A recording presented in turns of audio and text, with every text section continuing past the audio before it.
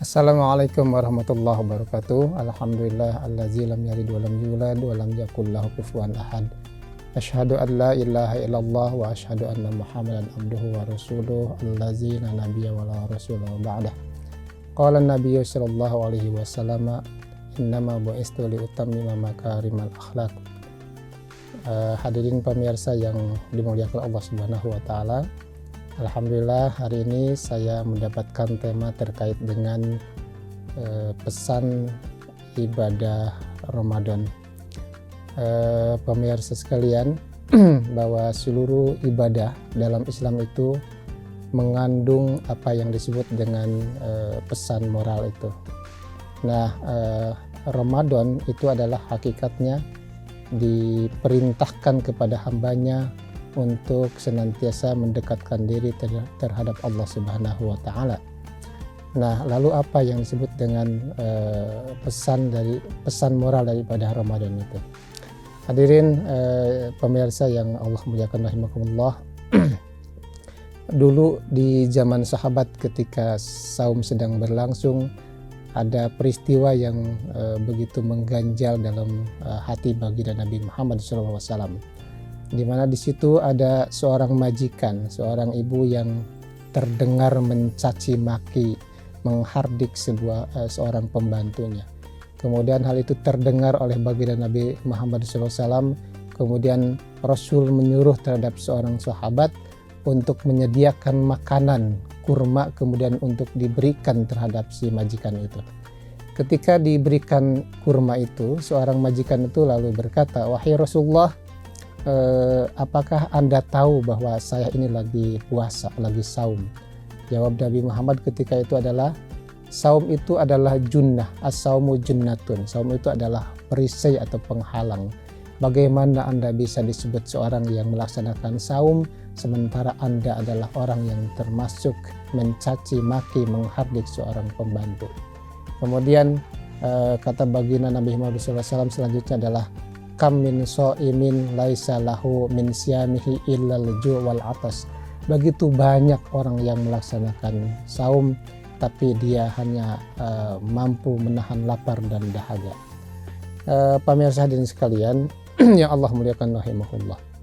Kemudian di saat yang berbeda, Nabi Muhammad SAW dilaporkan mendapatkan laporan dari seorang sahabat, "Wahai baginda Rasul, tetangga saya itu ada seorang yang begitu pandai, cerdik untuk mengabdi terhadap Allah Subhanahu wa taala. Siangnya saum, malamnya kemudian dia tahajud, kemudian juga amalan lain, sholat sunat tidak pernah ditinggalkan.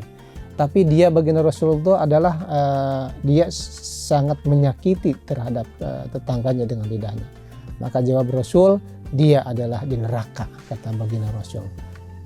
Jamaah hadirin yang Allah muliakan rahimahullah, ketika Nabi mengatakan bahwa begitu banyak orang yang begitu saum tapi dia hanya menahan lapar dan dahaga, berarti di sini adalah menandakan bahwa dia melaksanakan seluruh syarat ritual dari ibadah saum itu, tetapi dia tidak punya pesan moral apa yang dipesankan oleh saum itu.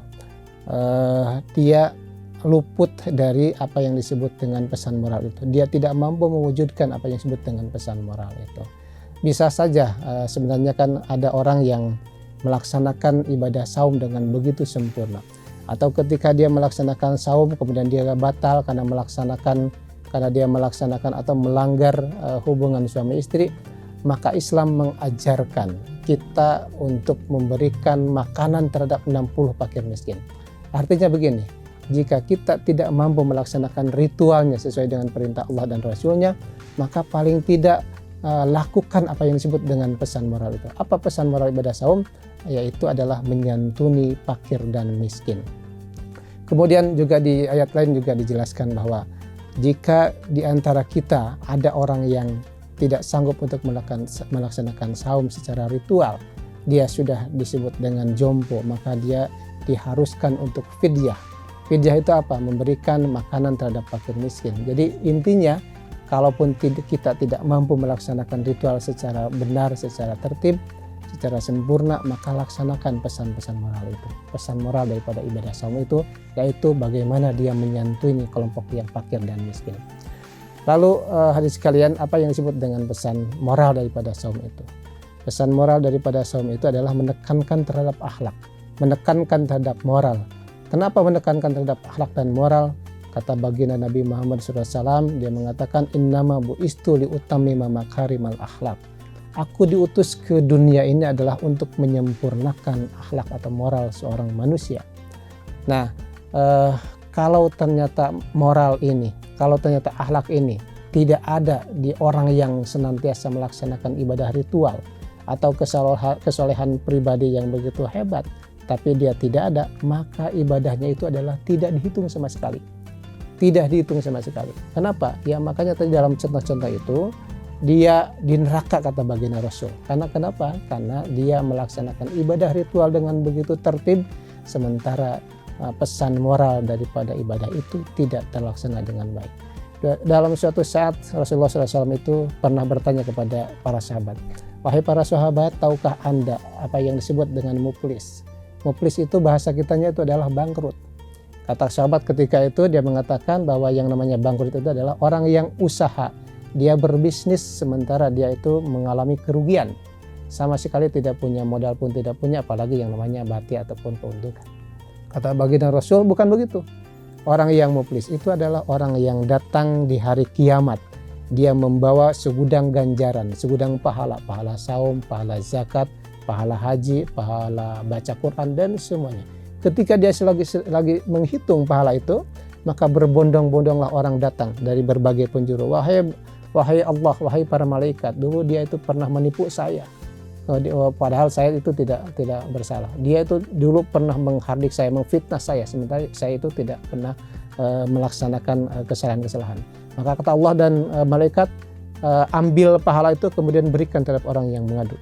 Sampai beberapa orang yang terus mengadu, sementara pahalanya sudah habis. Akhirnya ketika pahala habis, masih ada orang yang masih mengadu terhadap permasalahan dia di dunia, maka kata Allah, gantikan orang itu dosa itu dengan orang yang tadi diadukan. Nah, itu adalah ciri bahwa yang namanya pesan moral itu begitu berharga, begitu menjadi tolak ukur, begitu menjadi ukuran ketika kita melaksanakan sebuah ibadah. Dari sekalian, ibadah saum itu mengajarkan kita, mengajarkan pesan moral kepada kita, bagaimana salah satunya adalah bagaimana kita itu tidak boleh sembarangan makan. Kenapa? Karena begini, ketika kita sedang saum, kemudian ada aturan bahwa kita itu tidak boleh memakan. Walaupun makanan itu lezat, walaupun makanan itu adalah halal, tapi kalau belum waktunya, maka jangan sampai dia itu oleh kita dimakan. Kemudian kata Sayyidina Ali pernah mengatakan, jangan jadikan perut Anda itu sebagai kuburan hewan. Artinya mungkin kita jangan banyak makan daging. Kemudian di waktu yang lain Sayyidina Ali mengatakan, jangan jadikan perut Anda sebagai kuburan orang miskin. Artinya jangan sampai hak mereka itu kita ambil, kita sunat, hak rakyat, hak umat, hak kelompok masjid kita ambil, kita sunat, kemudian kita ambil, kemudian kita makan. Jangan sampai seperti itu, karena pesan saum itu adalah mengajarkan bahwa kita tidak boleh sembarang makan, tidak boleh kita juga melakukan sesuatu yang memang di luar batas, di luar ketentuan Allah Subhanahu wa taala. Hadirin pemirsa yang Allah muliakan Allah, itulah yang disampaikan. Mudah-mudahan kita tergolong orang yang bisa melaksanakan ibadah ritual, sekaligus juga kita bisa melaksanakan, mewujudkan pesan moral daripada ibadah itu, yaitu ibadah saum. Demikian, mohon maaf atas segala kekurangan, terima kasih atas segala perhatian. Billahi bisabil haq. Assalamualaikum warahmatullahi wabarakatuh.